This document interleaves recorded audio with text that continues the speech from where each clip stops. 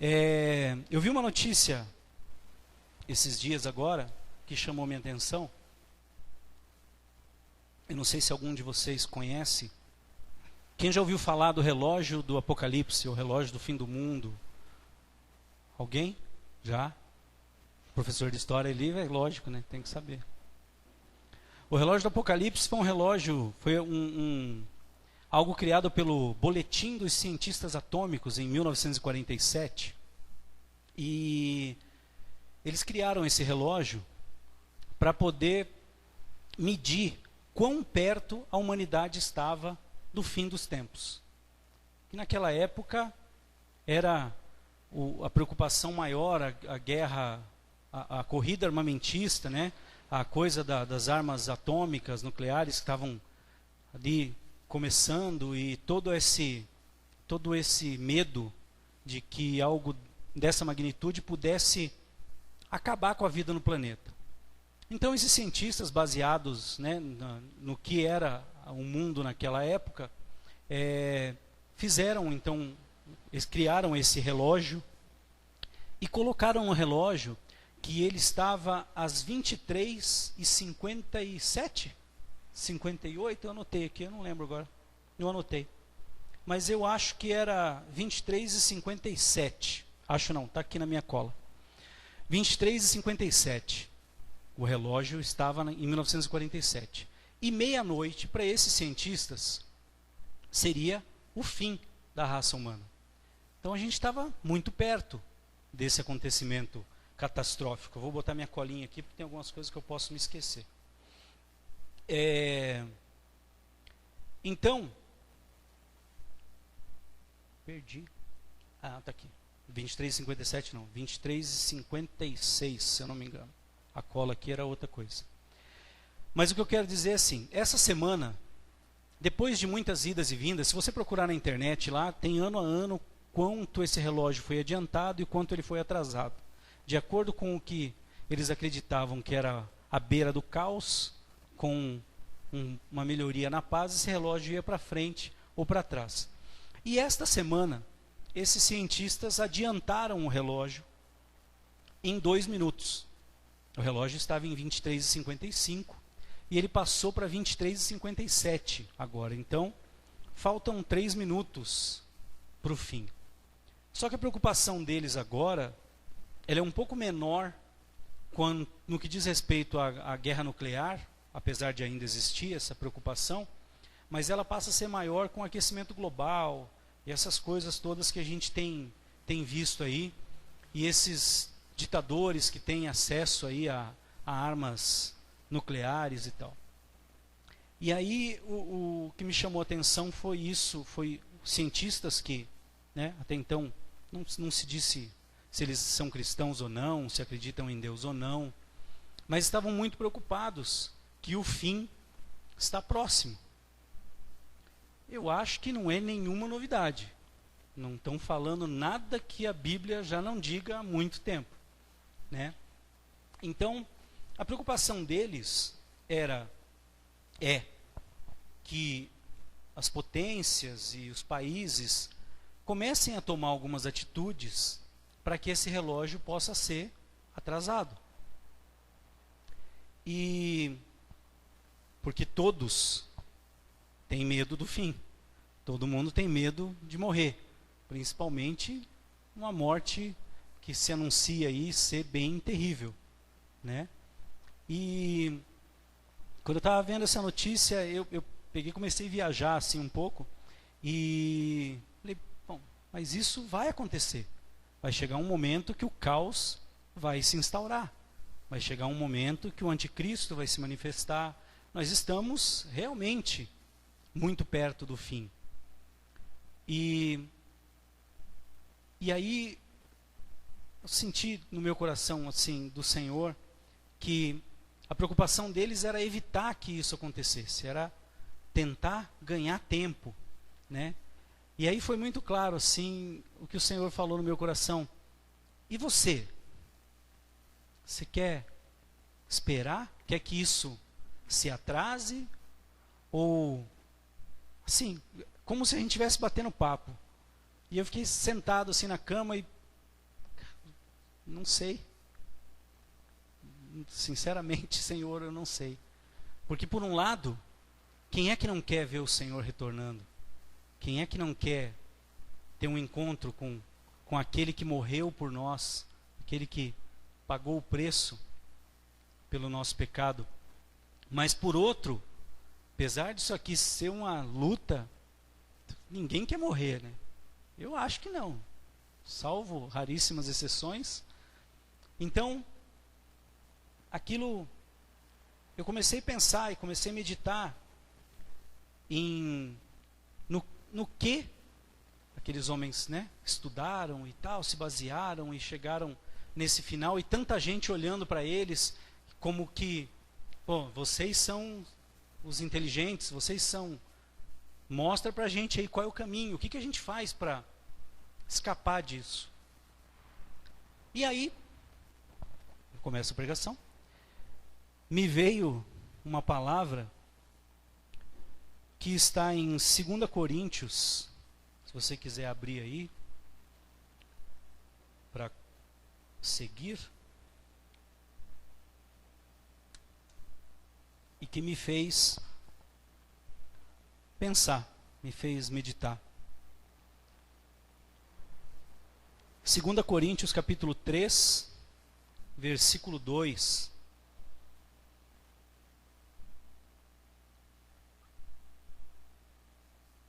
Está lá. Amém? Diz assim a palavra: vocês mesmos são nossa carta de recomendação, escrita em nosso coração, conhecida e lida por todos. Amém? Feche teus olhos.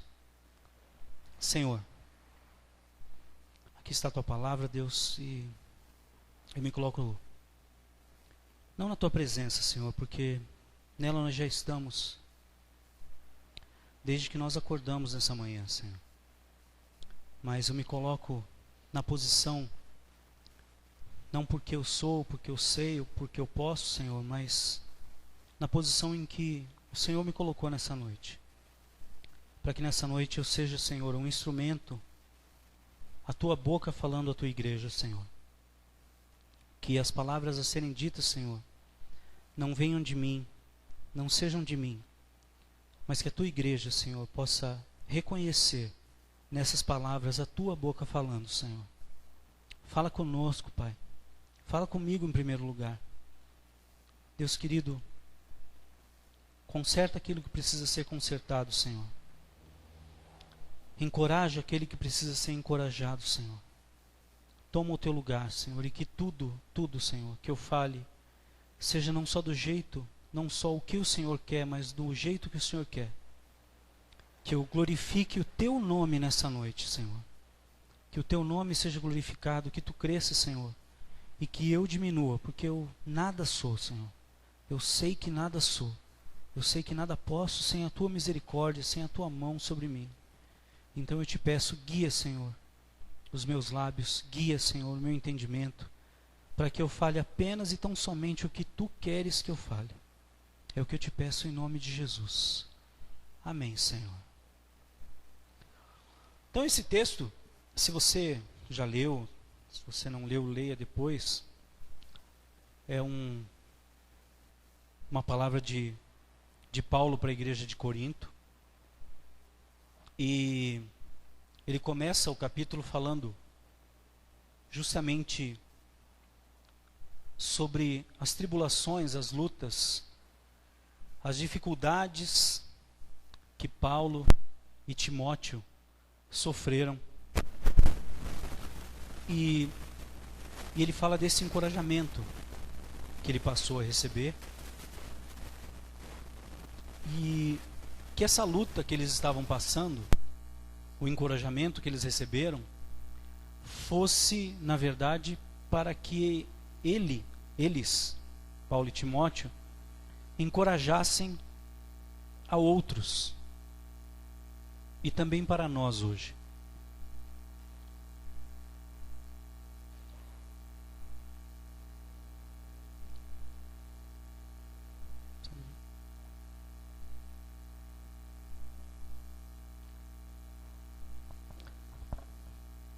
Vamos parar aqui um minutinho.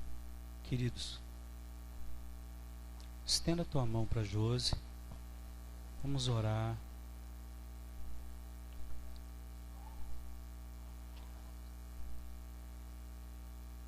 Senhor, em nome de Jesus, nós te pedimos a Deus.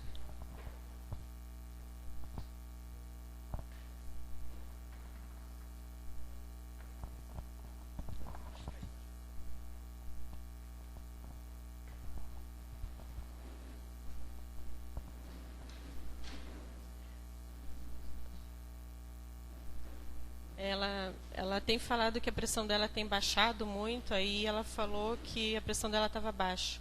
Aí a pastora Anne foi medir, parece que não é tão baixo assim, mas se for o caso, alguém leva ela no médico. Então vamos estar em oração por ela.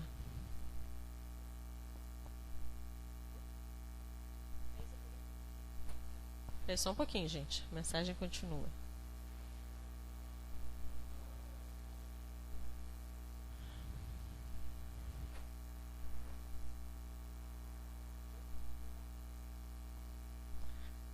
Enquanto isso, vamos estar orando.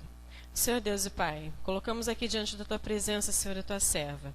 E que em nome de Jesus, toda enfermidade, Senhor, todo ataque, seja o que for no físico dela, nós repreendemos em nome de Jesus. E o Senhor é o Deus da restauração, como foi dito hoje.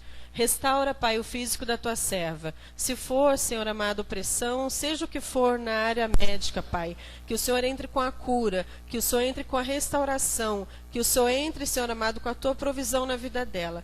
Porque esse bebê que está no seu ventre é um bebê já escolhido pelo Senhor. Abençoe os Teus servos, Pai, seja com o esposo e o filhinho que está em casa também, guardando a vida dele, Senhor. Nós cremos, Pai, que o Senhor já está cuidando dela e desse bebê. E em nome de Jesus, para a Tua honra e Tua glória, toda a honra, Senhor, seja dada a Ti. Envia os Teus anjos, Senhor, agora ao redor dela, para que nenhum mal chegue até ela, Senhor. E toda enfermidade bata em retirada em nome de Jesus, para que o Teu nome seja exaltado, Senhor. Amém. Amém.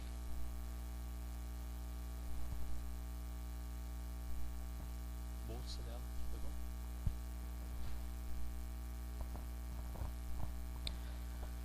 Amém. Deus é fiel e Ele vai fazer aquilo que está na sua vontade, no seu plano. Sujeitamos todas as coisas a Ti, Senhor.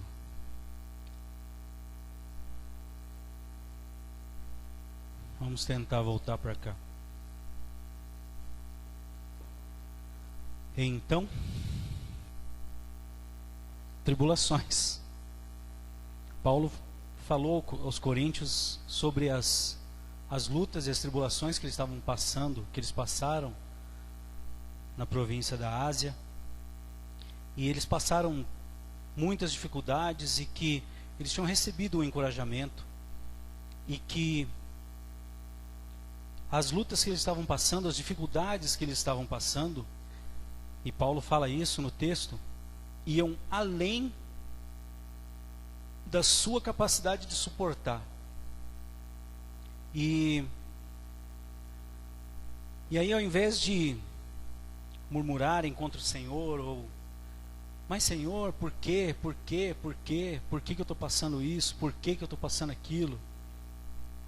Na verdade, eles entenderam que tudo que eles estavam passando, as lutas que eles passaram nessa viagem, foi para que eles apenas entendessem uma coisa, basicamente, para que eles confiassem em Deus, para que eles confiassem naquele que os havia enviado e que eles parassem de confiar na sua própria força. E aí, isso tudo, irmãos, eu estava na viagem do negócio do relógio do fim do mundo. E aí você começa, né, a reportagem passou e eu fiquei lá na viagem, fiquei viajando. E aí me veio esse texto e lembrei aquilo que eu tinha lido já. E E eu comecei a pensar nas lutas que a gente passa, nas dúvidas, nas diferentes lutas que passamos, né? Cada um de nós aqui tem uma luta diferente. Cada um de nós tem alguma coisa que te pega um pouco mais, né? Se conversar com qualquer um aqui, você vai... mas olha, ficar sem trabalho é ruim. Mas vou falar para você, trabalhar demais é muito ruim. Pô, queria ficar eu desempregado um tempo. Mas quem está desempregado sabe o que é, né? Então, as nossas lutas e as nossas intempéries são sempre mais pesadas para nós do que para o outro, né? Você vai falar que, então, Deus confia no Senhor, porque Ele vai fazer. Pastor, você está falando isso porque você não sabe o que eu estou passando. Exatamente, mas eu sei o que eu estou passando. E não vou dizer para você que a minha luta é maior do que a sua. Não é? Porque cada um sabe aonde aperta, né? Cada um sabe aquilo que incomoda, cada um sabe. E eu tenho aprendido ao longo do tempo, ainda bem que eu estou aprendendo as coisas um pouco mais rápido agora, acho que é a idade, que o propósito das coisas que acontecem conosco são nos levarmos mais perto de Deus, em tudo o que acontece.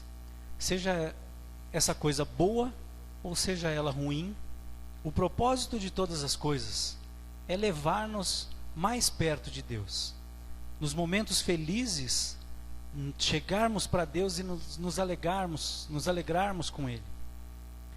E nos momentos tristes, de dor, de luta, de sofrimento, seja lá o que for, nos achegarmos a Ele. Senhor, eu preciso de Ti. Como a pastora Leide falou aqui, Deus não é um Deus de barganha. Deus não faz negócio. Deus não quebra galho. Deus arranca árvore, mas Ele não quebra galho. Ele até vai te ajudar a solucionar o teu problema, mas Ele não vai quebrar galho. Então, isso foi uma das coisas que começaram a calar bem forte no meu coração. Porque eu estou, como todos nós aqui, passando por lutas.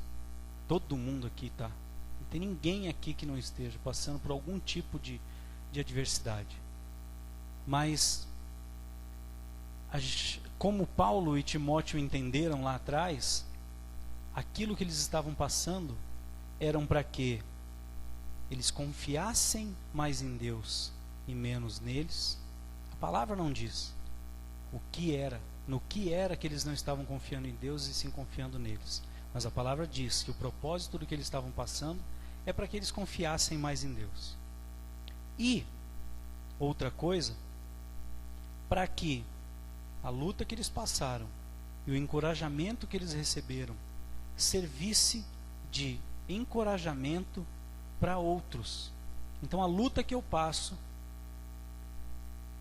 e aí Deus é comigo, como é com você, como é com todos nós, a luta que nós passamos e aquilo que recebemos de Deus como entendimento para passar por aquela luta que nós estamos passando, ela tem que servir para alguma coisa. Como eu falei alguns tempos atrás aqui, a gente vai passar invariavelmente em algum momento da nossa vida no deserto. E no deserto é que a gente é ensinado. No deserto é que Deus se manifesta. No deserto é que Ele fala. No deserto é que Ele termina aquela libertação. Então, que em todas as lutas que nós passamos, nós temos que entender que Deus está nos levando a confiar mais nele.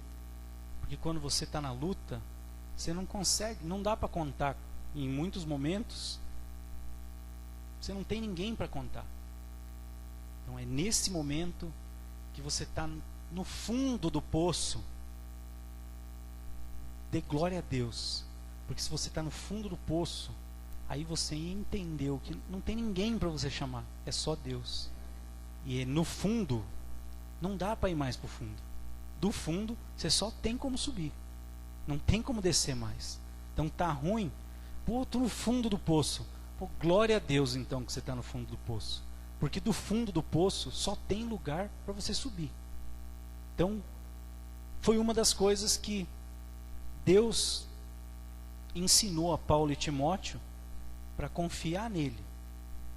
E que tudo que nós passamos tem um propósito único de que confiemos em Deus e de que a gente use esse período e esse aprendizado e essa luta, chame do que você quiser, para que quando você encontre outros que estão numa situação parecida com a sua, você possa ser um instrumento de Deus para encorajá-lo.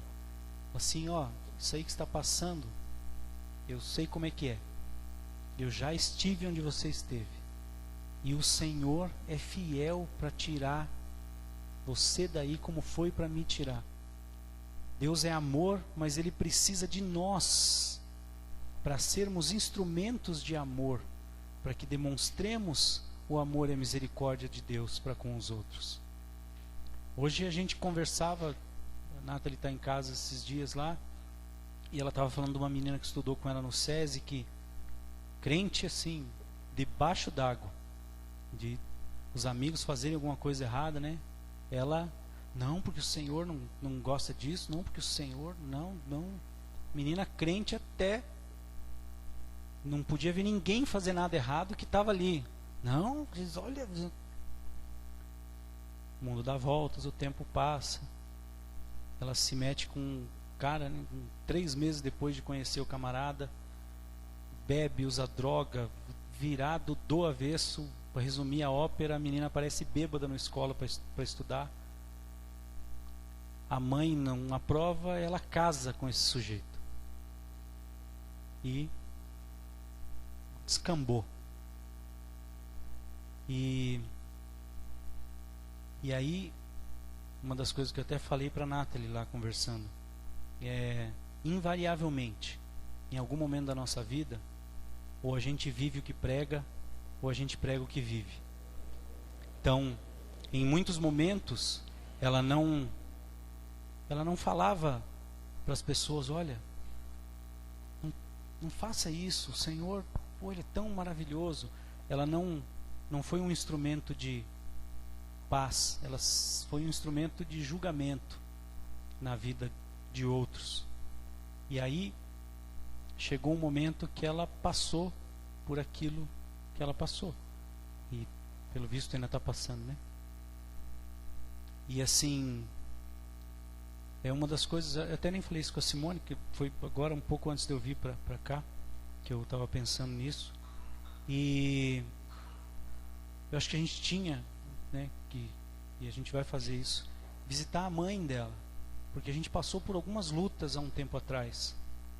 E a gente sabe mais ou menos como é uma situação dessa. Então, hoje eu entendo que algumas coisas que aconteceram lá atrás servem para que eu seja um instrumento da misericórdia e do amor de Deus para outras pessoas. E eu tenho falado bastante isso aqui. Deus não nos chamou para sermos salvos e irmos morar no céu. Deus nos chamou para sermos a diferença aqui. Não aqui dentro da igreja, mas lá fora. Deus nos chamou para sermos o que o texto fala, cartas escritas no nosso coração, conhecida e lida por todos. Nós somos uma carta de recomendação conhecida e lida por todos. Paulo fala um pouquinho antes desse versículo, em 2 Coríntios 1,13, que na carta que ele estava escrevendo para os coríntios, não havia significados ocultos nas nossas cartas, além do que vocês possam ler e entender. Então a carta de Paulo para os coríntios, ela era muito clara. Ele fala assim, cara, nada que eu estou escrevendo aqui, não tem nada em oculto, eu não estou usando meias palavras, eu não estou falando A, mas querendo dizer B. Tudo que eu estou falando é muito claro. E nós temos que ser como estas cartas. Porque nós somos espetáculo para o mundo, diz a palavra de Deus. Então, a pergunta que, na minha viagem com o Senhor, naquela reportagem, que aí ele falou da carta e eu fui viajando, o que eu pensava, o que eu queria e tal. E aí ele pegou e me perguntou assim: na sua carta está escrito o quê? Você, Wagner, quando você sai na rua, você é uma carta aberta para que as pessoas leiam. O que está escrito na tua carta? E eu vou falar para você, é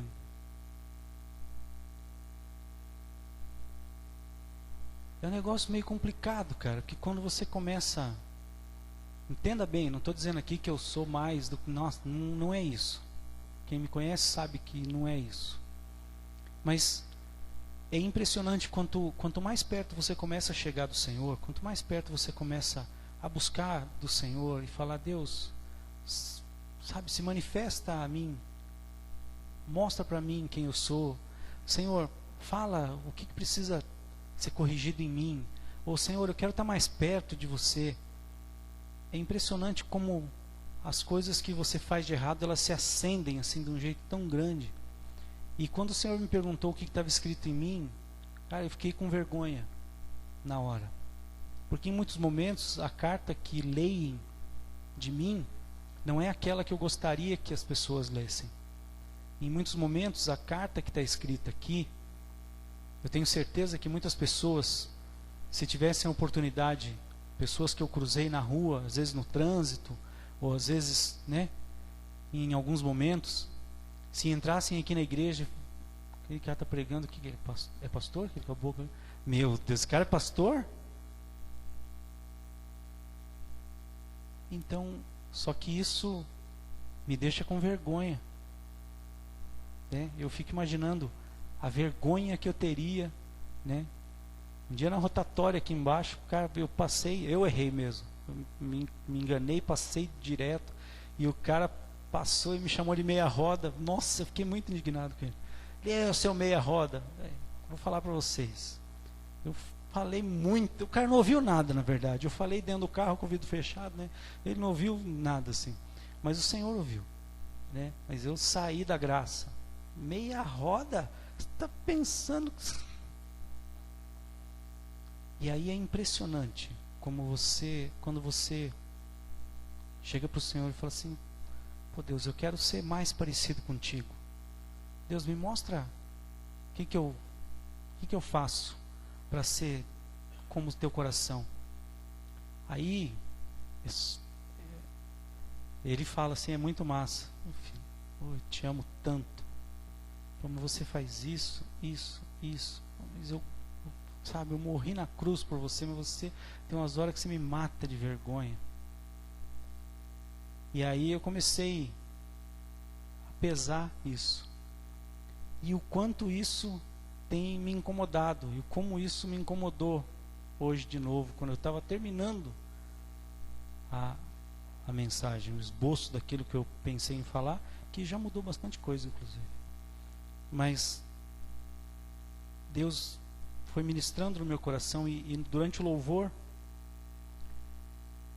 quando ele falou da carta que nós somos e que carta eu era, aquilo ficou martelando na minha cabeça: que carta eu sou, que carta as pessoas leem? Elas leem aquilo que está escrito mesmo, ou é aquilo que eu escrevo a lápis assim meio no meio, ó, lê isso aqui, não aquilo que está lá? Não sei se vocês estão me entendendo. E na hora ali me veio a palavra de que Yeshua, Jesus, ele era a Torá viva. E aí, não que são coisas que às vezes você passa muito batido, né? E já tinha entendimento do que era essa palavra, mas hoje ela bateu um pouco mais, assim. Por que ele era a Torá viva? Porque tudo que estava escrito, tudo que está escrito aqui, você olhava para Jesus e você via o que estava escrito aqui na vida dele. E é aí que a palavra diz que no princípio era o Verbo, e o Verbo era Deus, estava com Deus. A palavra de Deus, Jesus, é a personificação da palavra de Deus. Você quer um modelo de como você quer viver? quer saber tudo que está aqui, olha para o que Jesus fez. Olha para aquilo que Ele fez. Viva como Ele viveu. E você vai ser uma carta, aquela que traz boas notícias, né? Não aquelas cartas que chega lá aqueles bancos lá de São Paulo, que os caras vivem mandando carta pra gente, cobrando os negócios, que eu não sei porquê. E você olha aqueles envelopes bonitão assim, nossa, dinheiro para mim não é, né? Mas existem cartas que quando você lê, é melhor não ter lido, né? Então, isso é uma das coisas que o Senhor colocou no meu coração. Aqueles que não conhecem a Jesus, quando olham para nós, quando leem o que nós somos, eles entendem o que está escrito? Ou será que a gente está escrito, o que está escrito em nós, é o que a gente abomina, ou deveria pelo menos abominar no mundo?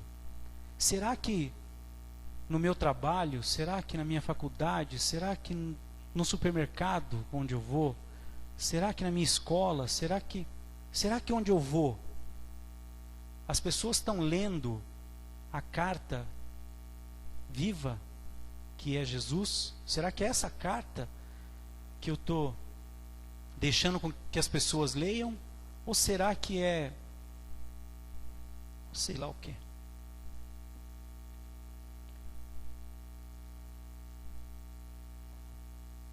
Eu já estou terminando.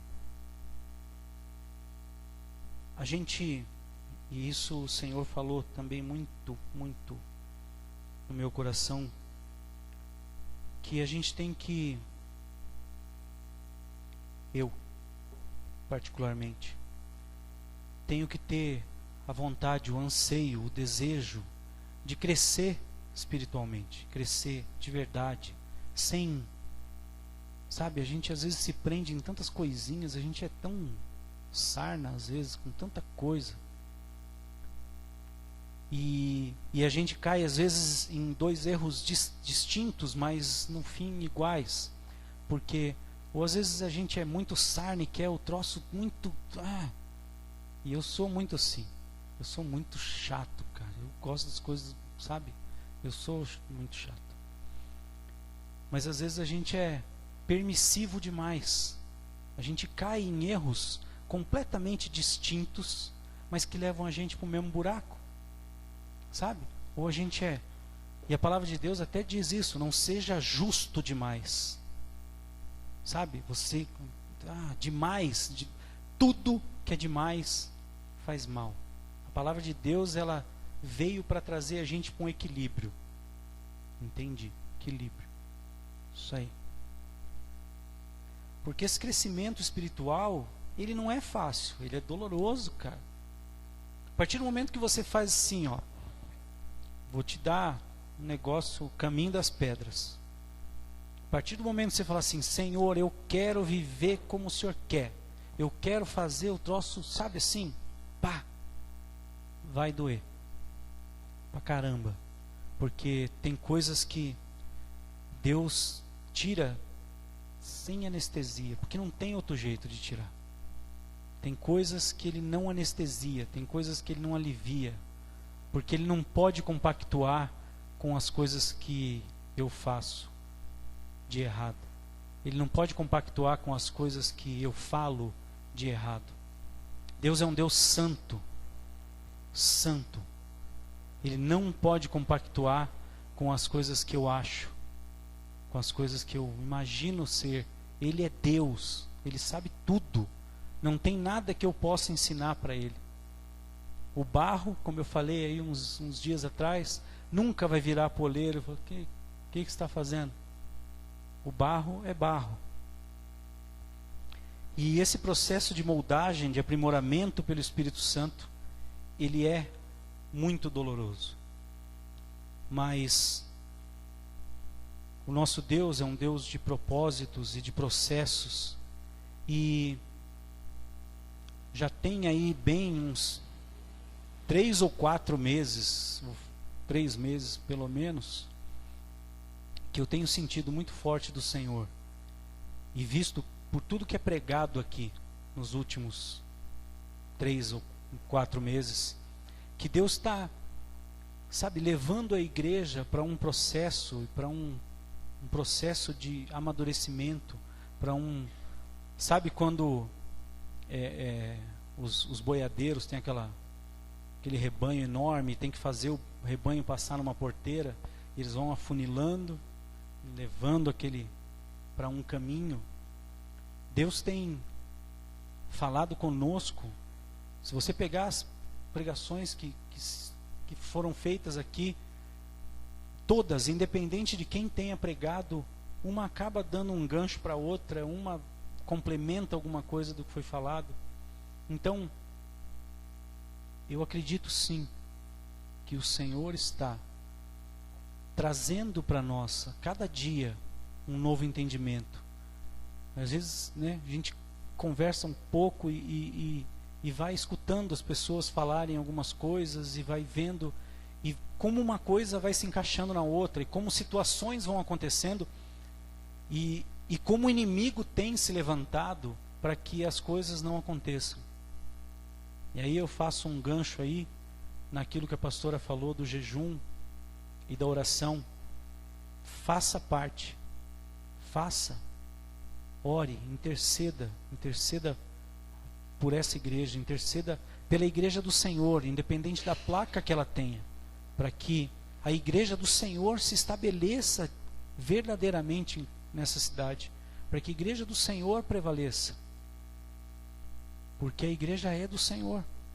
Então, não se esqueça, não sejamos egoístas de orar por nós e por aqueles que nos são próximos, mas interceda pela igreja do Senhor, para que o Senhor levante pessoas com poder e autoridade para mudar o destino das igrejas dessa cidade, desse país, porque nós temos que ser cartas que o mundo lê e entenda o propósito de Cristo. Só que parece uma carta. A minha filha está lá na China, ela mandou um vídeo lá do negócio, umas lojas, ela andando assim, aí ela mostrou a loja, né? Eu me senti um analfabeto assim, aquele monte de placa, um monte de coisa escrita, e cara, não entendia nada do que estava escrito. Aí ela perguntou pro primo dela que está lá: como é que é o nome desse negócio aí que o cara está fazendo? É panqueca chinesa lá, o que ele falou, né? Tá, mas o nome não é panqueca chinesa, né? Como é que é o nome? Ele, tá escrito ali. Aí ela virou o celular assim, tá escrito, mas eu não entendo nada. Troço cheio daquelas casinhas de coisa, né? Será que essa carta não somos nós? Será que as pessoas não estão lendo a gente? Que diacho que está escrito em você? É chinês? É japonês? O que está escrito aí que eu não entendo? Que carta que sou eu? Que carta que somos nós? Porque essa geração que está aí, tanto dentro quanto fora das igrejas, e eu já falei isso aqui alguma vez, é uma geração que escuta com os olhos. Você fala, mas eles não escutam. Eles escutam com o que eles veem. Importa muito mais o que eu faço do que o que eu falo. O povo quer, e a palavra de Deus diz, eles querem ver Cristo, que vejam Cristo em mim. Então, para ver, não é com os ouvidos, é com os olhos. Então, uma carta se lê com os olhos, a não ser que esteja em braille, né? Porque aí vai ler com os dedinhos lá. A gente vive esse mundo, nós que dizemos que somos crentes, dizemos que somos evangélicos, chame do que você quiser. A gente está como num palco, onde os espectadores são o mundo e eles estão de olho. Duvido que alguém aqui que trabalhe com alguém que não é crente e que sabe que você é crente, duvido que quando aconteceu o negócio do bispo Valdemiro lá, alguém não chegou para você e falou: ih, viu lá, o cara foi esfaqueado, agora a camisa do cara está curando, agora está não sei o quê. Quem está aí fora quer só me dá alguma coisa aí para eu zoar você. E vamos ser bem sinceros, né, cara? O negócio tá feio na televisão, né? Se assistir. Não tô julgando ninguém, não, mas junta tudo, é praticamente a mesma coisa. Hoje eu vi um vídeo, ele tá em inglês, com um sotaque horrível de uma mulher. Vou contar bem rapidinho. Ela pega, na África, essa igreja, ela pega e ela fala assim, eu nem sei quem que me mandou isso. Ela estava com, você tem que me mandar aqui para nossa igreja 100, ela pediu ou $100 ou 100 marcos, falou um monte de moeda lá. Ela só não queria dinheiro da Nigéria, não queria dinheiro da África. Agora, dinheiro de fora podia mandar 100, mas tinha que ser 100. E olha que negocião, cara. Deixa eu falar com o pastor Elcio, esse negócio é massa. Olha só que tremendo isso. Ela pegou e você vai mandar isso aqui, e eu vou orar, e a gente ora aqui, e as coisas se congelam. Ela foi falando assim, as coisas se congelam e tal, e quando você me der esses R$100, eu vou te dar isso aqui. Aí ela pegou uma cumbuca de gelo. Sabe aquelas que você põe no congelador de fazer gelo? Pegou um negócio daquele. O troço estava lá. Aí a gente ora, isso aqui está congelado. E aí, todos os seus problemas, as suas dívidas, as suas dores, tudo que você tem, Deus Todo-Poderoso vai derreter. Porque você vai fazer assim. Aí ela pegou com um buquinho de gelo, derrubou o gelo assim numa baciazinha. Eu vou orar, você vai levar isso para casa e você vai colocar essa bacia com esse gelo do lado da sua cama. Você não precisa nem orar, eu já orei. Você vai colocar isso e de manhã, quando você acordar, o gelo vai ter derretido e todos os seus problemas vão ser derretidos. Você pode confiar que o gelo vai derreter. Eu falei, meu Deus, é tremendo isso.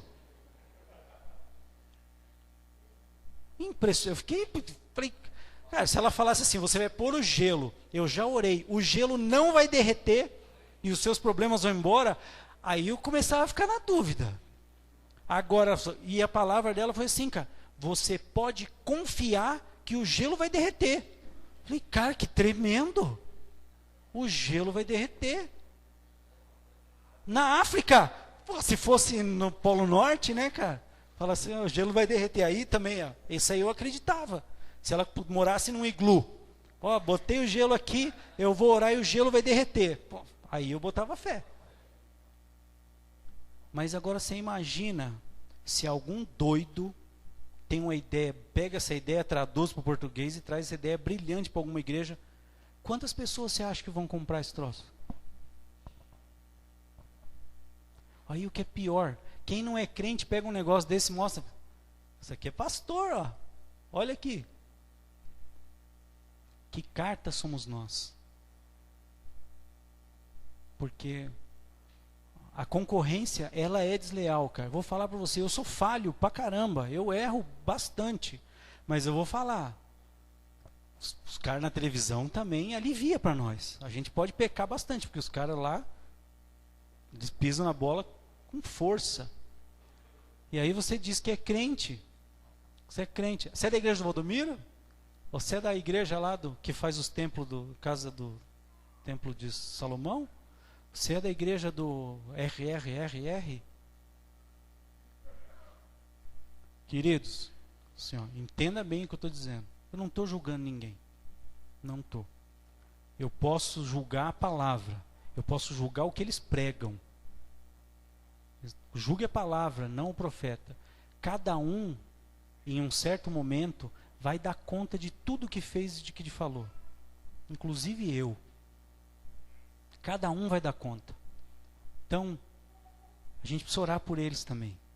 Se a gente acha que está errado, não adianta a gente também ficar... Não, eu sou crente da raiz, mas esses caras da Universal, vou falar para você, viu? Que gente... Prestou a boca, né? Está errado? Você acha mesmo que está errado? Ore por ele. O governo é uma caca? Ore por ele.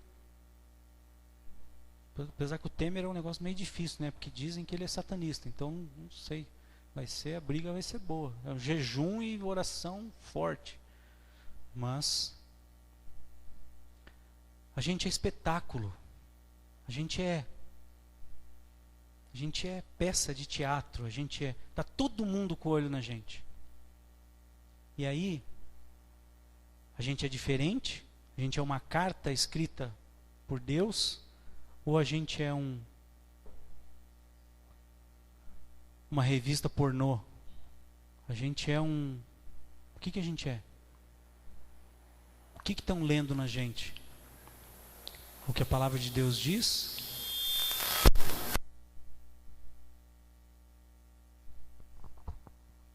Quer dizer que eu falei demais, entendi. Estou acabando. Prometo que estou acabando.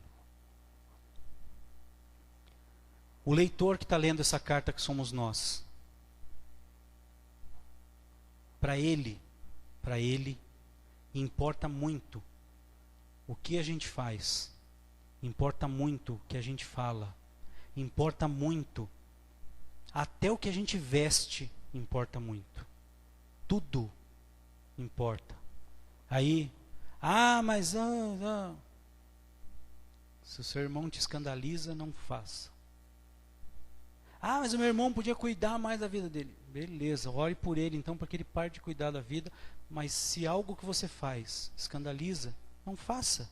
Se algo que você fala, as pessoas, até quem não é crente, e eu ouvi deixa para lá, não vou falar.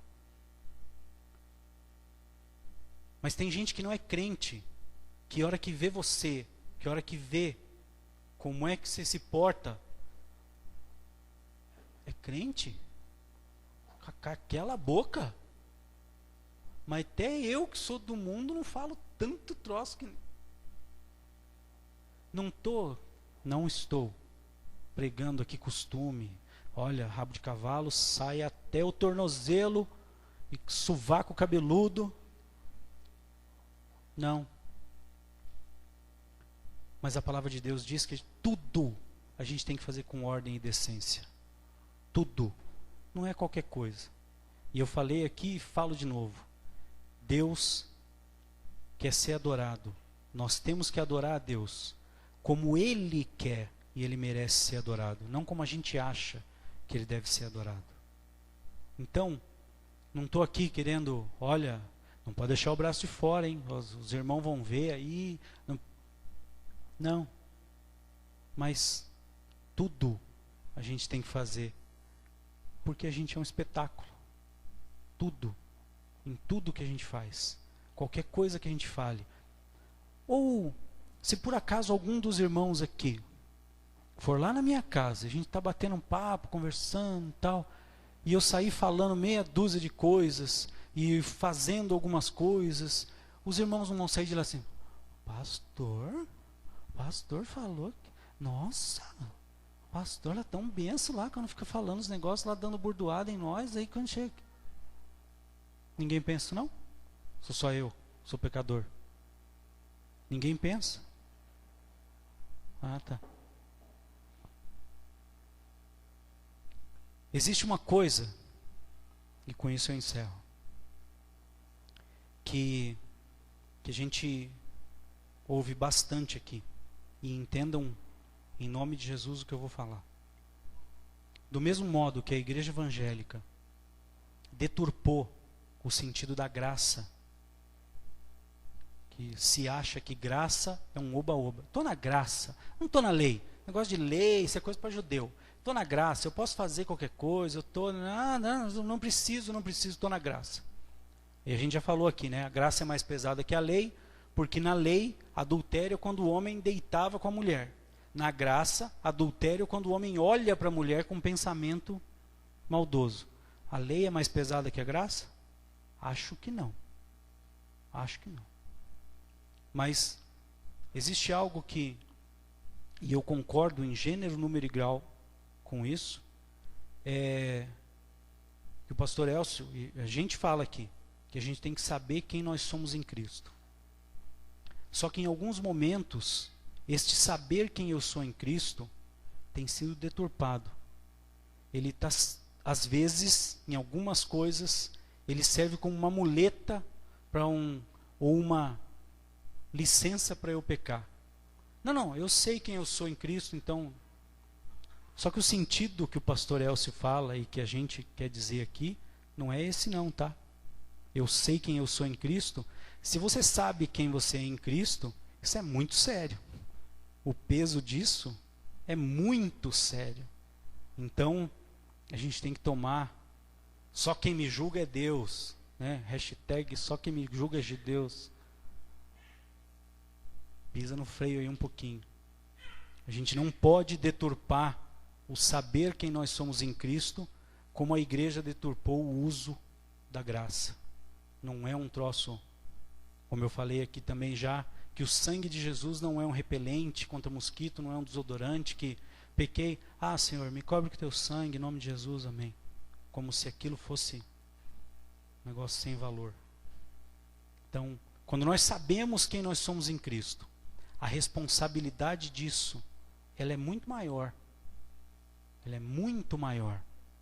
Se sabemos quem nós somos em Cristo, e é um negócio que, culpa do pastor Wesley, ele foi inventar de falar aquele negócio e eu não esqueço nunca mais. Senhor, me mostra quem eu sou. Oh, Senhor Deus. E a foto não é bonita. Nós estamos a igreja dos últimos, nós somos a igreja dos últimos tempos. O relógio está muito perto da meia-noite. O noivo está muito perto. Então é o momento da gente entender a batalha em que a igreja está. Porque o inimigo, a gente falou isso na quarta-feira aqui, o diabo não brinca de ser diabo. Se tem um negócio que ele faz o serviço dele, o cara é ponta firme. Ele não vacila, ele não dorme até tarde, ele não tira folga, ele não brinca de ser diabo. Agora nós, que a gente entenda isso e que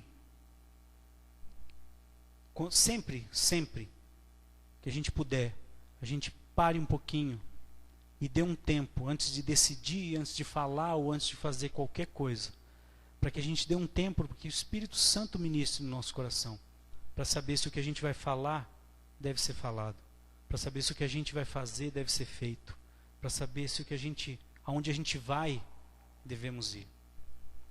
Se a gente se dedicar mais tempo à presença de Deus, só então a gente vai saber qual é a sua boa, perfeita e agradável vontade. Para isso, para que a gente saiba qual é a boa, perfeita e agradável vontade do Senhor, a gente deve nos transformar. Que é isso que a palavra de Deus diz. A palavra de Deus não diz para que nós sejamos transformados. A mudança, a transformação não vem de lá para cá. Ela vem, eu me transformo. O texto diz assim, Romanos 12:2, não se amoldem ao padrão deste mundo, mas transformem-se pela renovação da sua mente, para que sejam capazes de experimentar e comprovar a boa, agradável e perfeita vontade de Deus. Transformem-se, não sejam transformados. Não adianta, vou contar um segredo aqui que talvez ninguém saiba, fica só entre nós aqui. Deus não muda ninguém. Não adianta você chegar, Senhor, tira de mim esse desejo de fazer isso. Notícia fresca, Ele não vai fazer. Porque o Espírito Santo de Deus vai te ajudar a convencer você de que aquilo que você está fazendo é pecado. O desejo de não fazer, sinto lhe informar que isso não vem. O Senhor que a gente serve é um cavalheiro. Ele não arromba a porta, ele bate. Ele não, ele trabalha, aprenda de mim que sou manso e humilde. Esse é o Deus que a gente serve. Então, nós temos que nos condicionarmos à vontade dele. E não nos moldarmos, não moldar Deus à nossa vontade. Que o Senhor possa, em nome de Jesus, fazer com que nós sejamos cartas que levem realmente o Evangelho, as boas novas, para aqueles que não têm o Senhor. Amém? E eu paro por aqui, porque eu anotei uns negócios aqui, mas não vou falar. Mas tudo bem, Deus sabe de todas as coisas, é Ele que manda, eu só obedeço. Amém?